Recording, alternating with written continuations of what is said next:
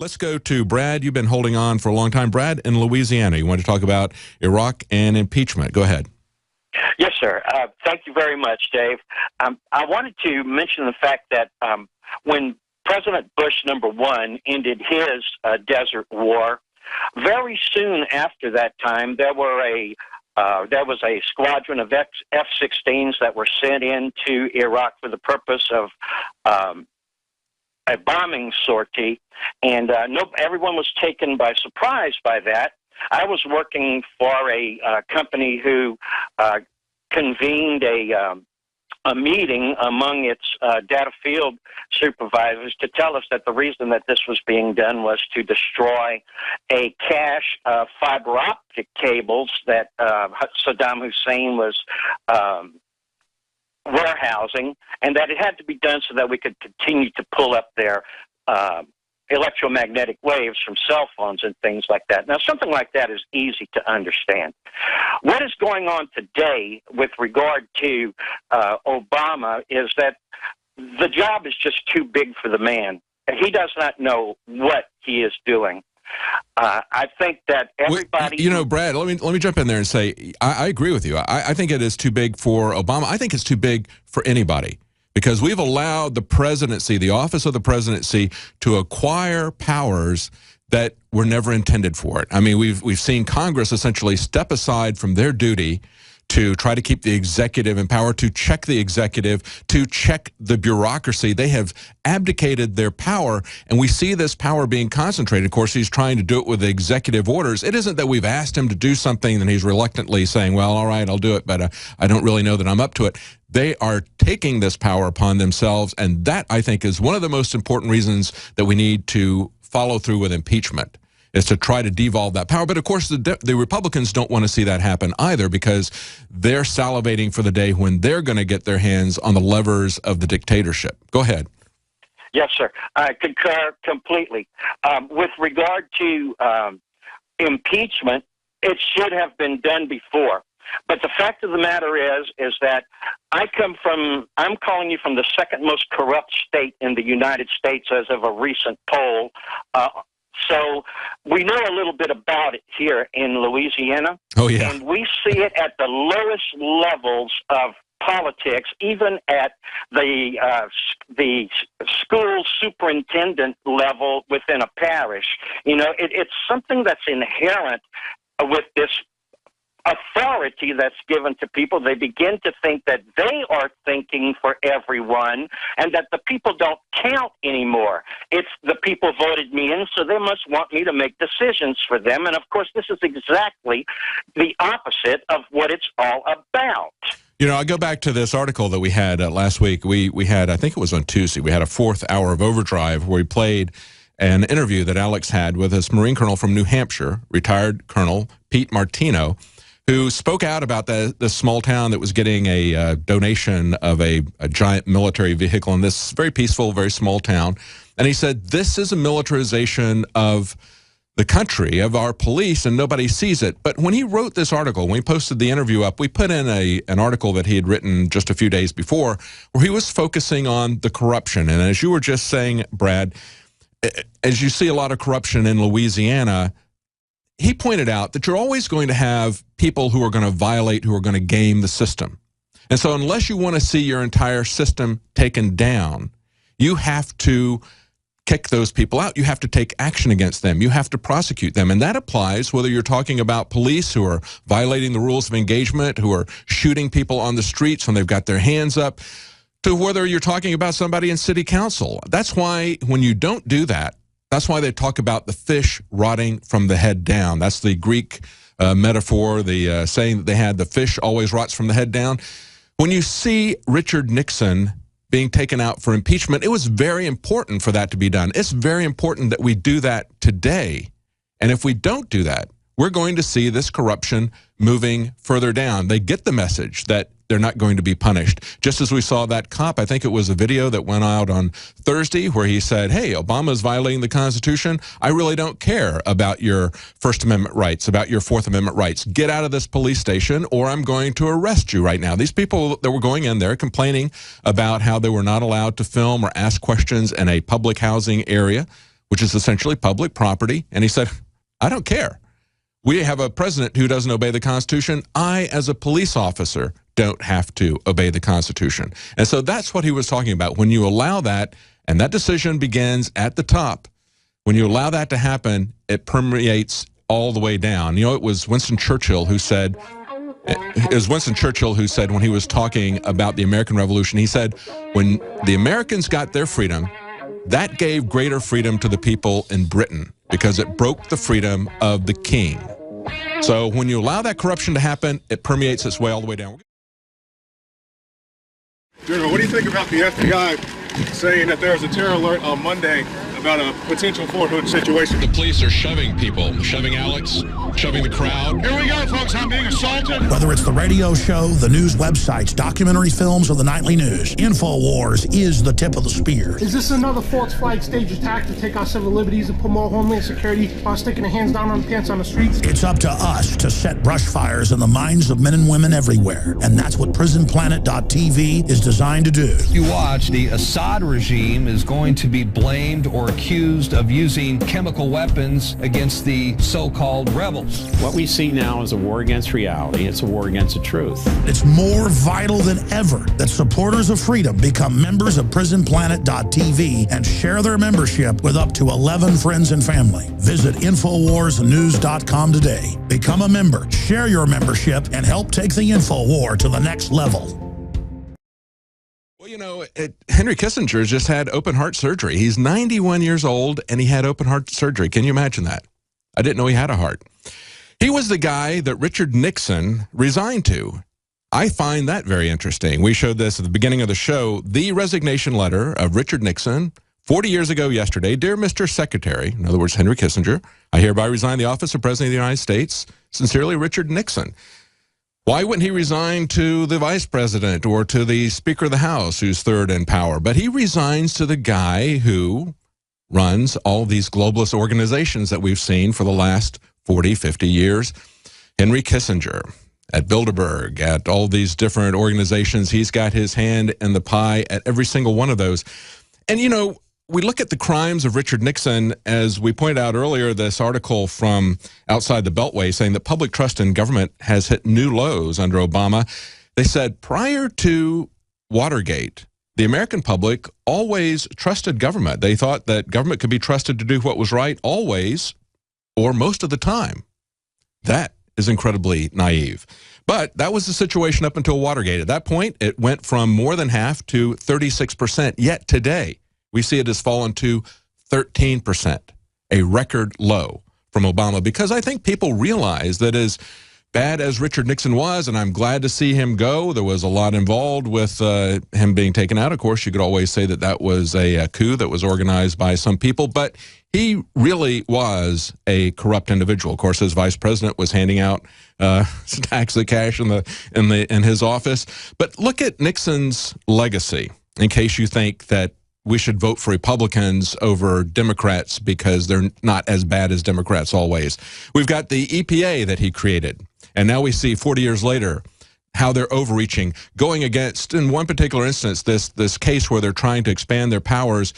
They've got a rancher in Montana. I don't even call him a rancher. He's got 8 acres, and he put a pond on his 8 acres, and the water in that pond doesn't cross his property lines. It's just stuff that he's collected from rainwater. Yet the EPA is now trying to regulate that. They're fining him $75,000 a day, this guy with 8 acres.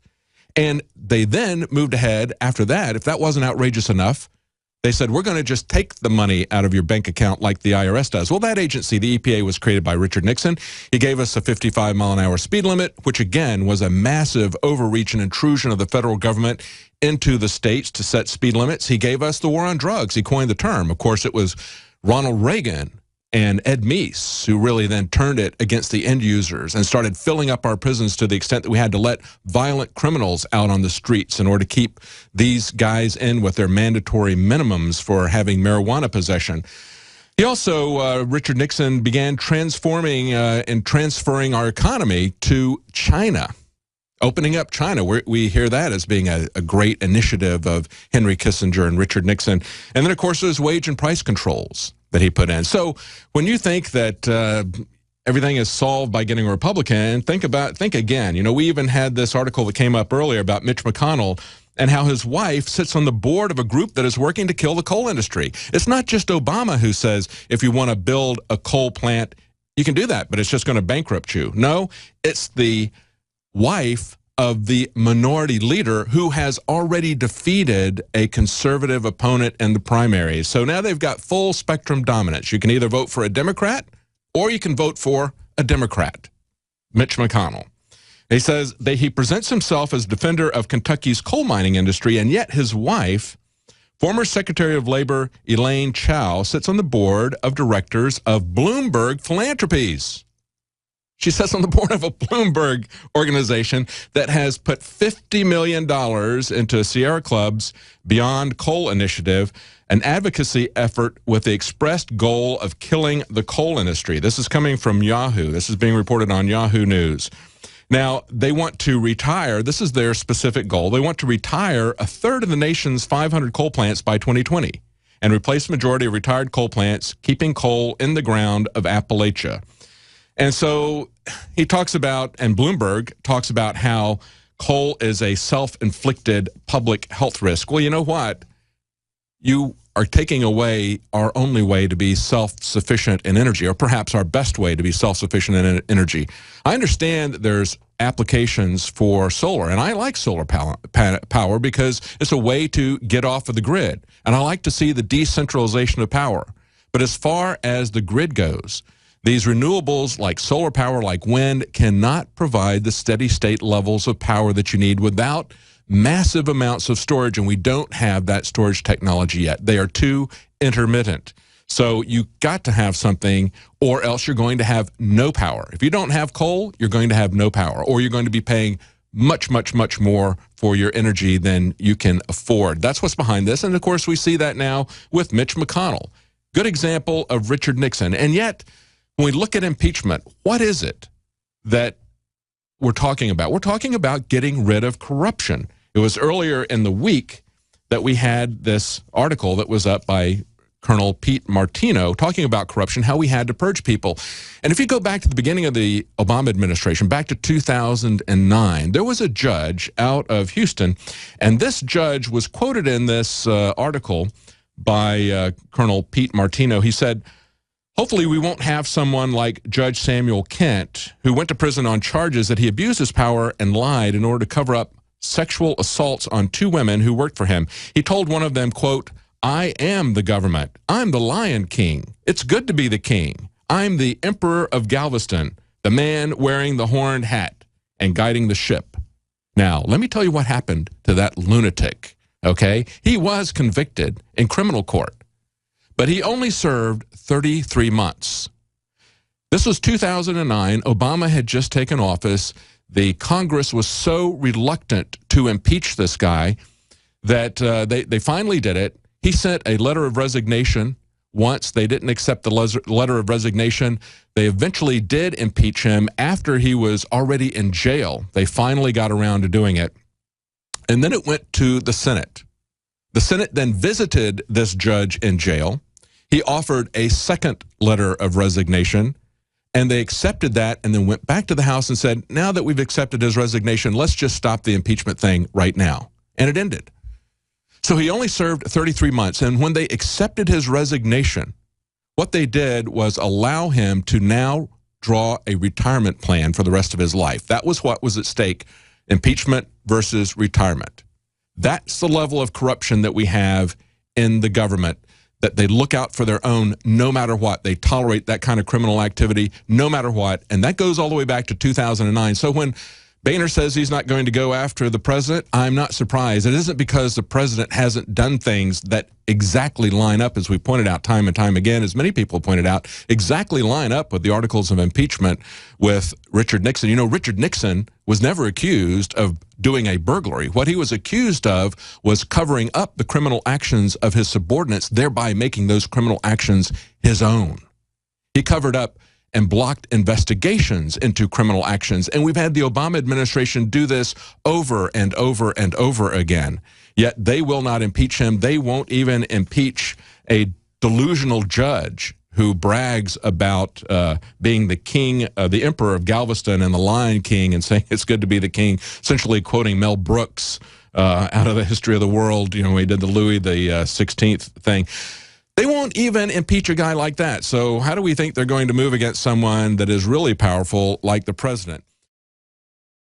Alex Jones here with a very important announcement for truth seekers. We've carried a lot of amazing films and books over the years on the online video bookstore at Infowars.com. And out of all the titles we've carried, one stands out because it is just so chillingly convincing. And that's Dreams from My Real Father by Joel Gilbert, available at Infowars.com. This film exposes the fraud that Obama is like nothing I've seen. If you want to know who Obama's real daddy is, this is the film for you. Don't forget, your purchase supports our broadcast and our growing media network. You'll also find at InfoWarsShop.com None Dare Call a Conspiracy by Gary Allen, the book that woke me up. We're also carrying Behind the Green Mask, UN Agenda 21 by Rosa Corey. This book is coffin nails to the globalist takeover. The Greater Good, the most professional and up-to-date film I've ever seen exposing the scourge that is vaccines. These titles and a lot more are all available at InfoWarsShop.com.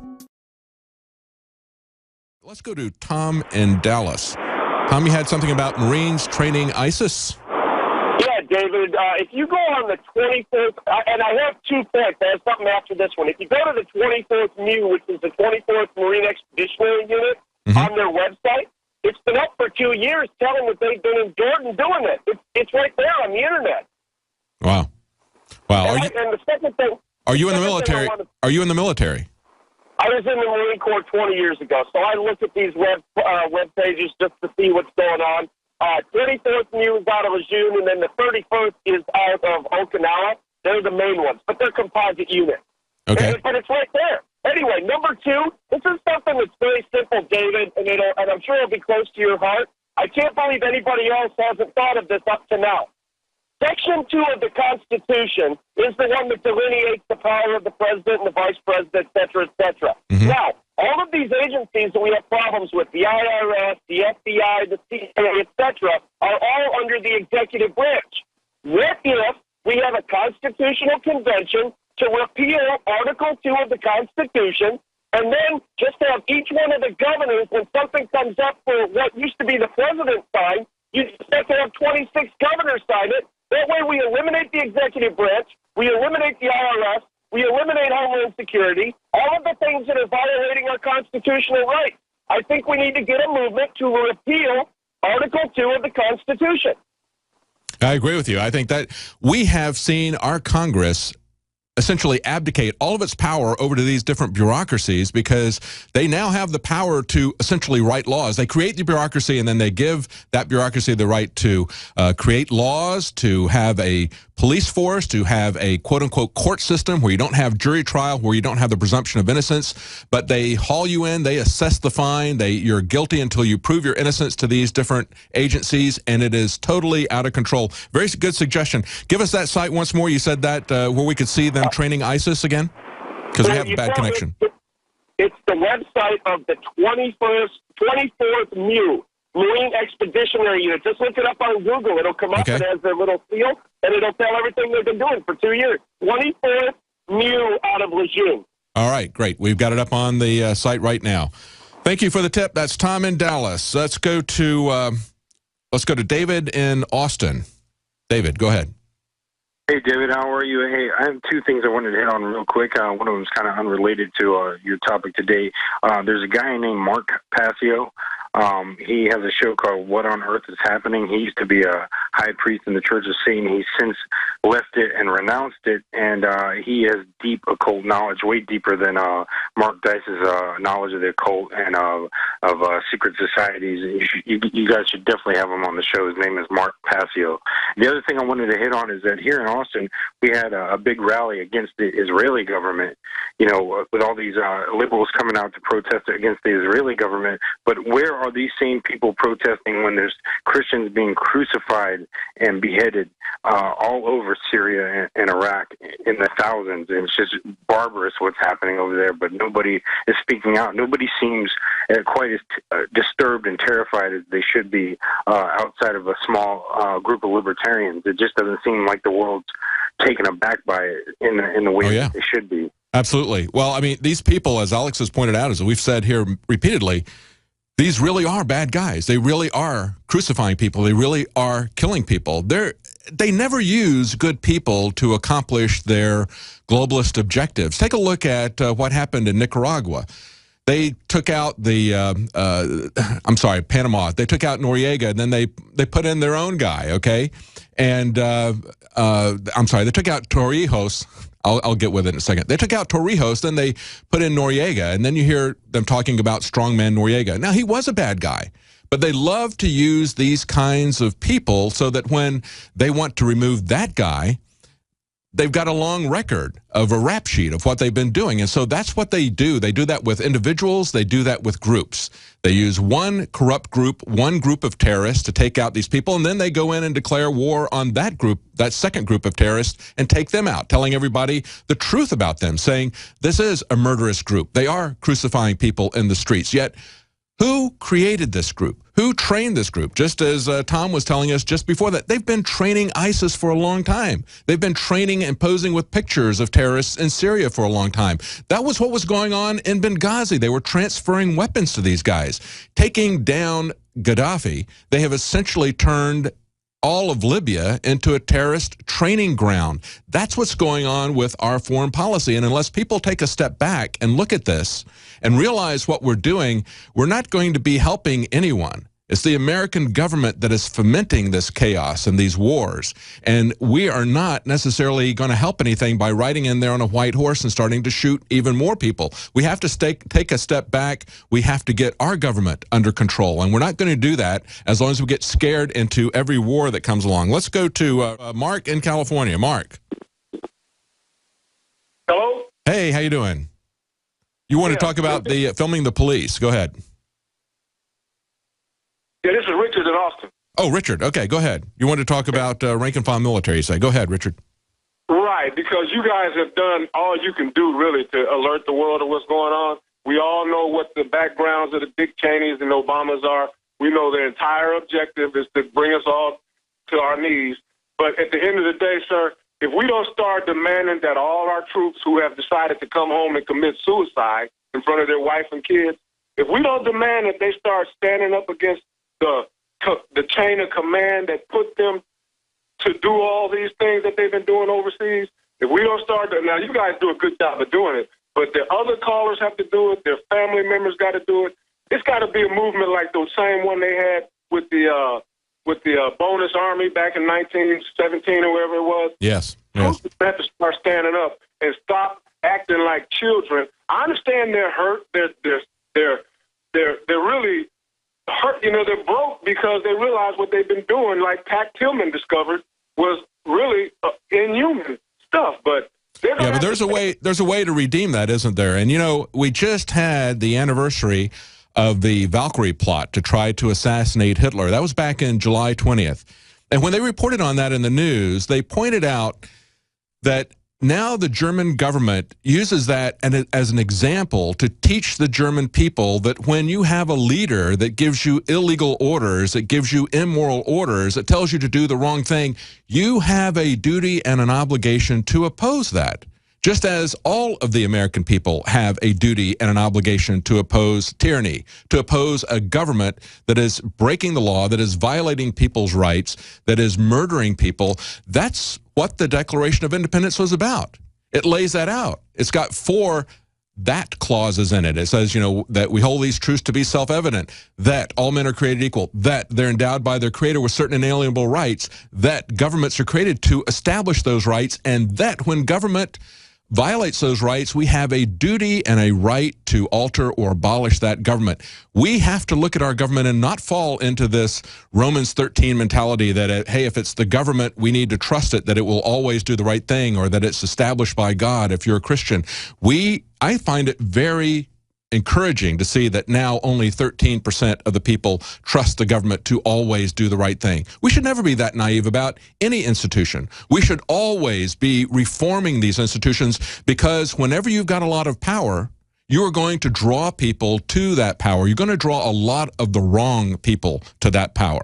Just as if you had a big stash of money, you're going to draw thieves to that stash of money. Well, when you put a lot of power in Washington, you're going to draw the wrong kinds of people who are enticed and seduced by that power, who will do anything to get to that power. We have to watch them like hawks, and that means all of us, not just the people who are in government, but especially the people in government. And if we cannot reform ourselves, if we've got a Congress who won't impeach judges who rape women, if we've got a Congress that won't impeach a president who drone strikes American citizens abroad without due process, who violates the laws, who spies on American citizens. That was one of the articles of impeachment against Richard Nixon, that he used the CIA and other intelligence agencies to spy on his own citizens.